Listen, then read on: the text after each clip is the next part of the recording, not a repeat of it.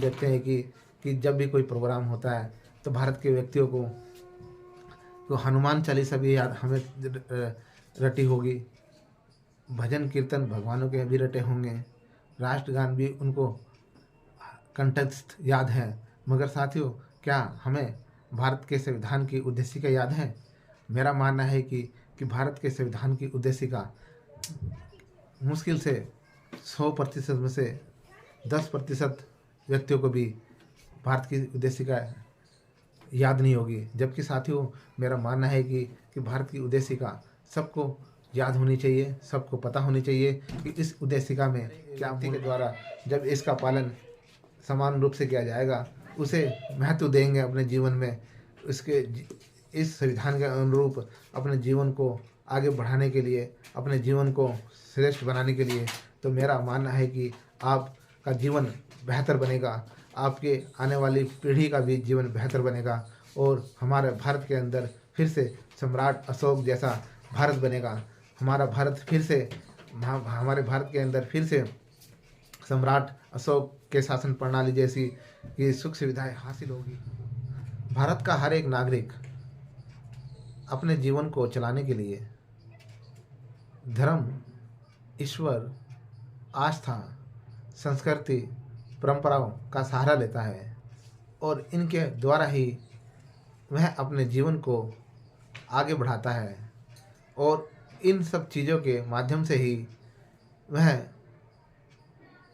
अपने जीवन की दिनचर्याओं को सुबह से लेकर शाम तक आगे बढ़ाने की कोशिश करता है।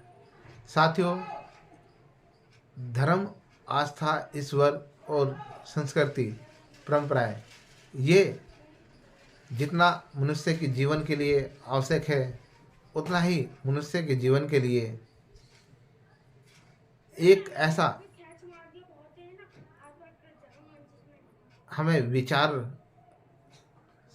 रखना होगा जो हमें एक दूसरे से जोड़ कर रखता है। एक ऐसी हमें बंधुत्व वाली भावना हमें अपने अंदर रखनी होगी जो हमें समान रूप से भाईचारे से जोड़ती होगी। हमें एक ऐसी न्याय व्यवस्था सबके साथ सब मिलजुल कर रखनी होगी जो हमें संपूर्ण एक दूसरे को उचित न्याय देने की संकल्पना हमें देती हो। हमें एक ऐसा ग्रंथ हमें अपने जीवन में रखना होगा जो हमें विश्व स्तर से पहचान दिलाता होगा। साथियों, हम देखते हैं कि हम जिस प्रकार से अपने इस जीवन में धर्म का सबसे ज़्यादा इस्तेमाल करते हैं, सबसे ज़्यादा आस्था का इस्तेमाल करते हैं, सबसे ज़्यादा संस्कृति का अपने जीवन में इस्तेमाल करते हैं, सबसे ज़्यादा ईश्वर और उनके द्वारा बनाए हुए भजनों का अपने जीवन में इस्तेमाल करते हैं, जबकि इनके द्वारा हमारा जीवन ना तो श्रेष्ठ बन पाता है और ना ही हम एक दूसरे से भाईचारा निभा पा रहे हैं। साथियों, ऐसा मैं इसलिए कह रहा हूँ क्योंकि धर्म इतना हावी हो चुका है कि आज धर्म के कारण दंगे होते हैं, धर्म के कारण भाईचारा खराब होता है, धर्म के कारण एक दूसरे का खून खराबा किया जा रहा है, धर्म के कारण असमानता फैलती है, धर्म के कारण जातिवाद, भेदभाव, छुआछूत फैल रही है और इस धर्म के कारण ही धर्म के कारण ही ईश्वर अलग अलग पैदा किए जाते हैं, चाहे वो किसी भी धर्म में हो। और इस धर्म और आस्था ईश्वर के माध्यम से ही संस्कृति बनाई जाती है। साथियों, धर्म और संस्कृति जीवन जीने की कलाएं तो ज़रूर हो सकती है, मगर इन धर्म और संस्कृति आपको महान नहीं बना सकती। धर्म और संस्कृति आपको अलग अलग बांट के रखती है, एक साथ जोड़ के नहीं रखती। और इसलिए साथियों, मैं ऐसा इसलिए कह रहा हूँ क्योंकि आज हम देख सकते हैं कि चाहे वो हिंदू धर्म हो, चाहे वो मुस्लिम धर्म हो, चाहे वो सिख धर्म हो, चाहे वो ईसाई धर्म हो, चाहे वो जैन हो, चाहे वो बुद्धिस्ट हो, हर अलग अलग धर्म के व्यक्तियों की अलग अलग जीवनचर्या है, अलग अलग उनकी सांस्कृतिक रचनाएं हैं, अलग अलग उनके क्षेत्रीय भाषा हैं, अलग अलग तरह के उनके क्षेत्रीय त्यौहार हैं, अलग तरह तरह के उनकी बोलचाल की भाषा हैं, और यह सब हमें एक दूसरे से अलग अलग रखती है। क्योंकि आप देख सकते हैं उत्तर भारत का व्यक्ति जब दक्षिण में जाता है तो वह कहीं न कहीं उनकी जो धार्मिक संस्कृति है, जो उनकी धार्मिक परंपरा है, वो कहीं न कहीं भिन्न-भिन्न मिलेगी। उसी प्रकार से आप वेस्ट भारत से लेके ईस्ट भारत में जाएँगे, वहाँ भी कहीं न कहीं धर्म और संस्कृति मैच खाती हुई नहीं मिलेगी। साथ ही साथ उनकी जो बोलने की, चालने की जो भाषा है, उनका जो पहनावा है, वह भी बहुत अलग दिखाई देता है। तो साथियों, हमें चाहिए कि भारत की जो पहचान है, वो हर व्यक्ति की अपनी एक एक समान पहचान होनी चाहिए, एक अलग छाप होनी चाहिए, और इसके लिए ही हमें सोचना पड़ेगा कि हम किस माध्यम से एक समान अपने आप को बनाए रखें। साथियों, विभिन्न भारत में अलग अलग तरह की संस्कृति है, अलग अलग तरह की धार्मिक आस्थाएं हैं, और यही भारत को महान बनाता है। महान बनाने का कारण यह है कि क्योंकि यहाँ पर सभी धर्मों का, सभी जातियों का, सभी व्यक्तियों का समान है रूप से सम्मान किया जाता है। सम्मान इसलिए किया जाता है क्योंकि धर्म से उनका सम्मान नहीं किया जाता, बल्कि उनकी जो विशेषता है वो मानवतावादी होनी चाहिए, समतावादी होनी चाहिए। चाहे वे किसी भी धर्म का पालन अपने जीवन में करें। धर्म मनुष्य के जीवन जीने की एक कला है, और इस जीवन जीने की कला को आप किस रूप से लेना चाहते हैं, यह आप पर निर्भर करता है। धर्म आपको महान भी बना सकता है, और आपको जो है तुच्छ भी बना सकता है।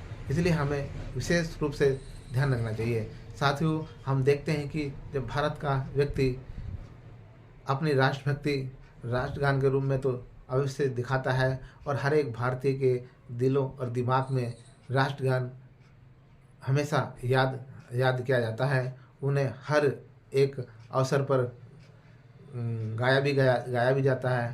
साथियों, ये एक अच्छी भावना है कि जिस प्रकार से हम अपने राष्ट्रीय गान को सम्मान देते हैं, उसी प्रकार से हर व्यक्ति को भी राष्ट्रीय गान की सम्मान देना चाहिए। मगर साथियों, क्या वास्तव में हमारी पहचान राष्ट्रीय गान से है? नहीं साथियों, हमारी पहचान राष्ट्रीय गान से नहीं है। राष्ट्रीय गान हमारा एक स्लोगन गीत है, जिसके माध्यम से वो गीत हमें जोड़ के रखता है। उसी प्रकार से धर्म हमारा कोई राष्ट्रीय पहचान नहीं है। हमारी राष्ट्रीय जो पहचान है, ना तो कोई धर्म है, ना कोई जाति है, ना कोई संस्कृति है, ना कोई परंपरा है। हमारी जो पहचान है वो मानवता, समानता, बंधुत्व, भाईचारे पर आधारित एक ऐसी विचारशैली है जिसको हम आज जीने की कोशिश करते हैं। साथियों, भारत की जो पहचान है वो धर्म और संस्कृति परंपराओं से नहीं विश्व में बनी हुई है, बल्कि भारत की जो पहचान है वो भारत के संविधान से उसकी पहचान है। और भारत के संविधान से आप भारत के किसी भी राज्य में चले जाए, क्षेत्र में चले जाए, गांव देहात में चले जाए, भारत के इस पहचान से व्यक्ति की पहचान होती है।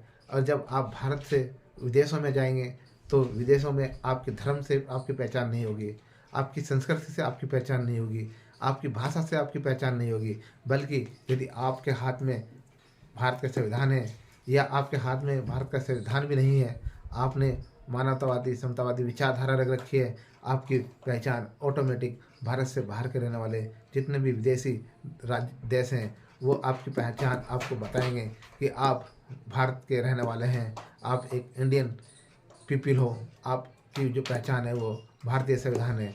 और इसलिए हम कहते हैं कि भारत की जो पहचान है वो भारत का संविधान है।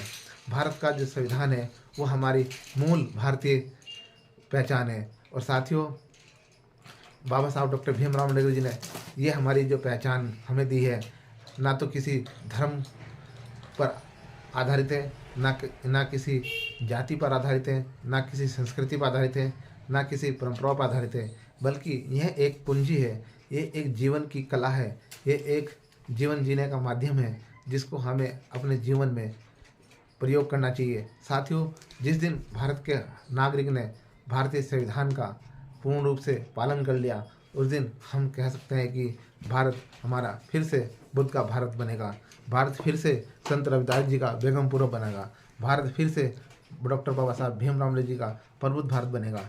क्योंकि भारत का जो संविधान है वो हमें न्याय प्रणाली देता है, हमें लोकतांत्रिक प्रणाली देता है, हमें समता, बंधुत्व, भाईचारे में जोड़ कर रखता है। और भारत का जो संविधान है हमें एक साथ हमारी पहचान दिलाता है। तो साथियों, मेरा कहने का मतलब है कि आज हम देखते हैं कि भारत का हर एक व्यक्ति, भारत की हर एक महिला, भारत का एक हर युवा वो भारत के संविधान को अच्छी तरह से नहीं जानता है, ना भारत के संविधान के अंदर क्या क्या चीज़ें उनको अधिकार मिले हैं, क्या क्या उनको कानून दिए गए हैं, वो उसकी पहचान नहीं करता है। उसकी पहचान उनको तब याद आती है जब उनके ऊपर जो है मुकदमे होते हैं, जब उनके ऊपर कष्ट आते हैं, जब उन्हें न्याय लेने की आवश्यकता पड़ती है। मगर साथियों, हमारे भारत का व्यक्ति धर्म, संस्कृति, परंपराओं को सबसे आगे बढ़ाने में लगा हुआ है, और जबकि इन्हें कोई लाभ नहीं होता है। तो साथियों, मैं आप सभी से यही कहना चाहूँगा कि आज हम देखते हैं कि जब भी कोई प्रोग्राम होता है तो भारत के व्यक्तियों को तो हनुमान चालीसा भी याद हमें रटी होगी, भजन कीर्तन भगवानों के भी रटे होंगे, राष्ट्रगान भी उनको कंठस्थ याद है। मगर साथियों, क्या हमें भारत के संविधान की उद्देशिका याद है? मेरा मानना है कि भारत के संविधान की उद्देशिका मुश्किल से 100% में से 10% व्यक्तियों को भी भारत की उद्देशिका याद नहीं होगी। जबकि साथियों, मेरा मानना है कि भारत की उद्देशिका सबको याद होनी चाहिए, सबको पता होनी चाहिए कि इस उद्देशिका में क्या मूल मंत्र है। साथियों, यदि आपको मेरे विचार अच्छे लगते हैं, मेरे मोटिवेशन, मेरी ये वीडियो आपको सही लगती है, तो आप मेरी वीडियो को शेयर ज़रूर कीजिए और मेरे चैनल को सब्सक्राइब भी कीजिए, ताकि मेरी नई नई वीडियो आपको मोटिवेशन कर सके। साथियों, भारत की जो उद्देशिका है वो कोई उद्देशिका नहीं है, उसमें हमारा मूल सार है हमारी उद्देशिका में, और मूल उद्देशिका को पढ़ना, हम याद रखना हम भारतीयों की शान होनी चाहिए। साथियों, इस मूल उद्देशिका में ही हमारा सब कुछ, भारतीय जीवन को हमें किस तरह से जीवन जीना चाहिए, ये इसके अंदर लिखा हुआ है। तो साथियों, मैं आप सभी से यही कहना चाहूँगा कि आज 26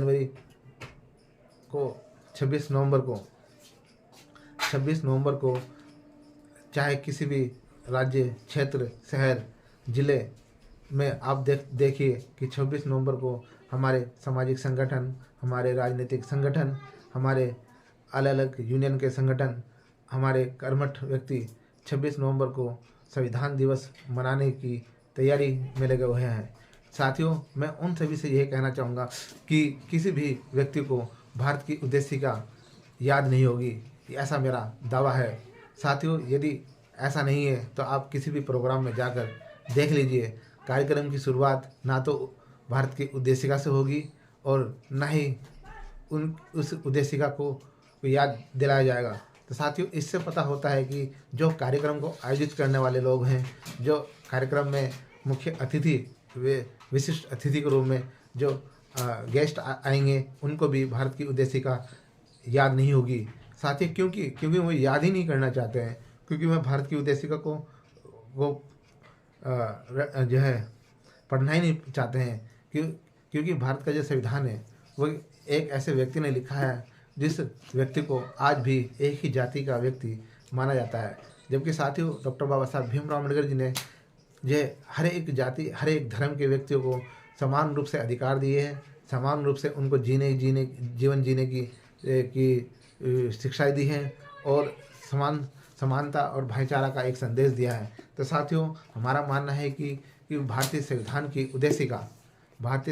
उद्देशिका सभी को याद होनी चाहिए, सभी को उसे पढ़ना चाहिए, और भारतीय संविधान हर एक भारतीय के घर में होना चाहिए, क्योंकि ये हमारा राष्ट्रीय ग्रंथ है, ये हमारे वर्ल्ड स्तर पर हमारी एक पहचान है, ये हमारे भारत को लोकतांत्रिक प्रणाली देता है। ये हर एक भारतीय को हर एक तरह का अधिकार देता है, बोलने का, लिखने का, अपनी बात रखने का, और इस के द्वारा हमें सब कुछ प्राप्त होता है। साथियों, ये कोई सामान्य किताब नहीं है, ये हमारे जीवन जीने की एक सरल पद्धति है। जीवन जीने की एक सरल पद्धति है, और इस पद्धति को हमें यदि हमने सही ढंग से इसे अपने जीवन में अपना लिया तो हम आपको आशा दिलाते हैं, विश्वास दिलाते हैं कि इसके द्वारा हमारा भारत के अंदर एक समानता बनी रहेगी। हमारे भारत में एक कभी भी ना तो दंगे होंगे, ना ही झगड़े होंगे, ना ही असमानता पैदा होगी, और ना ही किसी बहन बेटियों की इज्जत लूटी जाएगी। जब इसका पालन हर व्यक्ति सही ढंग से करेगा, जब इसका पालन सही ढंग से राजनेताओं के द्वारा किया जाएगा, न्याय प्रणाली के द्वारा किया जाएगा, ग्राम प्रधान के द्वारा किया जाएगा, विधायक के द्वारा किया जाएगा, राज्यपाल के द्वारा किया जाएगा, सामाजिक संगठनों के द्वारा किया जाएगा, हर एक व्यक्ति के द्वारा जब इसका पालन समान रूप से किया जाएगा, उसे महत्व देंगे अपने जीवन में, इसके इस संविधान के अनुरूप अपने जीवन को आगे बढ़ाने के लिए, अपने जीवन को श्रेष्ठ बनाने के लिए, तो मेरा मानना है कि आपका जीवन बेहतर बनेगा, आपके आने वाली पीढ़ी का भी जीवन बेहतर बनेगा, और हमारे भारत के अंदर फिर से सम्राट अशोक जैसा भारत बनेगा। हमारा भारत फिर से हमारे भारत के अंदर फिर से सम्राट अशोक के शासन प्रणाली जैसी की सुख सुविधाएं हासिल होगी, और ऐसा मेरा मानना है। बस आपको इस संविधान को अपने जीवन में अपनाना चाहिए। साथियों, भारतीय संविधान की उद्देशिका जिस प्रकार से हर एक नागरिक राष्ट्रीय गान को याद रखता है, उसे स्कूल कॉलेज में सुबह शाम सुबह और प्रतिदिन उसको याद किया जाता है गाने के रूप में।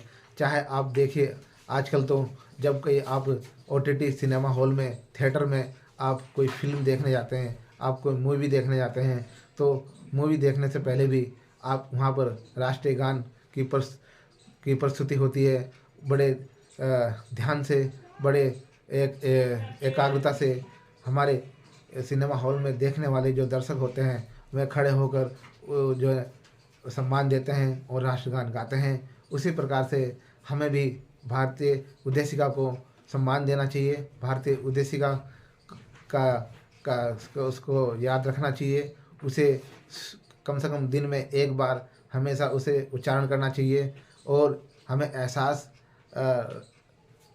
रखना चाहिए कि हमारी संविधान की उद्देशिका है वो हमें पूरे भारतीय संविधान की एक सार है, जो हमें जीवन जीने की एक कला हमें देता है। इसलिए साथियों, मैं अपने उन सभी सामाजिक संगठनों से, अपने राजनीतिक संगठनों से, अपने सामाजिक व्यक्तियों से, महिलाओं से, युवाओं से निवेदन करता हूँ कि 26 नवंबर 1949 को हमारा भारतीय संविधान सभा में लागू हुआ, और 26 नवंबर के इस पावन पर्व दिन के अवसर पर सभी नागरिकों को भारत की उद्देशिका अवश्य पढ़नी चाहिए, अवश्य उद्देशिका को परिवार के साथ पढ़ने की कोशिश करें, उसे याद करने की कोशिश करें, और राष्ट्रगान की भांति ही उसे गाने की भी, उसे बोलने की भी अपने दिनचर्या में लाएं।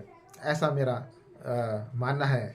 साथियों, यदि आपको भारत से अटूट संबंध है, अपने भारत को और श्रेष्ठ बना सकते हैं, अपने जीवन को और श्रेष्ठ बना सकते हैं, तो जिस प्रकार से हम धर्म, ईश्वर, आस्था को अपने जीवन में स्थान देते हैं, उसी प्रकार से हम लोगों को भारतीय संविधान को, भारतीय संविधान की उद्देशिका को भी हमें स्थान देना चाहिए, क्योंकि भारतीय संविधान की उद्देशिका हमारी मूल पहचान है, और यही हमें धर्म, जाति, लिंग, भेद, भाषा, संस्कृति से अलग रखती है।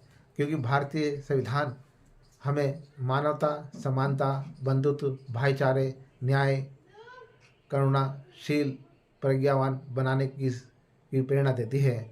भारतीय संविधान हमें मजबूत पावर देती है और भारतीय संविधान के माध्यम से हम राजनीतिक, सामाजिक, आर्थिक रूप से मजबूत होते हैं। भारतीय संविधान के माध्यम से हमें शिक्षा, रोजगार, स्वास्थ्य, हर एक तरह की हमें सुविधाएं प्रदान कराती है। भारतीय संविधान के माध्यम से हमें सुख समृद्धि भी प्रदान होती है। भारतीय संविधान के माध्यम से हम आज सरकारी, केंद्र सरकारी, गैर सरकारी विभागों में जॉब करते हैं। भारतीय संविधान के माध्यम से आज हम IAS, PCS, जुडिशरी इत्यादि जगहों पर जॉब करते हैं। साथियों, ये भारतीय संविधान की देन है और भारतीय संविधान के माध्यम से ही हमें मताधिकार का अधिकार मिला है, हमें वोट देने का अधिकार मिला है। और यह एक ऐसा अधिकार है जिसके द्वारा आप किसी भी नेता को चुन सकते हैं, किसी व्यक्ति को भी आप राजनेता बना सकते हैं और उसे गिरा भी सकते हैं। और इस वोट के अधिकार से ही पूरे विश्व में भारत की एक पहचान राष्ट्र के तौर पर होती है। तो साथियों, सभी से मेरा आग्रह है, सभी से निवेदन है कि भारतीय संविधान को अपने जीवन में अपनाएं, भारतीय संविधान को राष्ट्रीय ग्रंथ के रूप में अपने घर में रखें। भारतीय उद्देशिका को आप कम से कम दिन में एक बार जरूर पढ़ें, उसे कंठस्थ याद भी रखें। भारतीय संविधान 26 नवंबर को आप लोग कम से कम उद्देशिका को जरूर कंठस्थ याद रखें, उसे उच्चारण करें। साथ ही भारतीय संविधान की एक कॉपी को आप अपने घर में अवश्य रखें। जिस प्रकार से भारतीय संविधान की एक कॉपी को मैंने अपने घर में रखा हुआ है और भारत की इस प्रस्तावना को मैं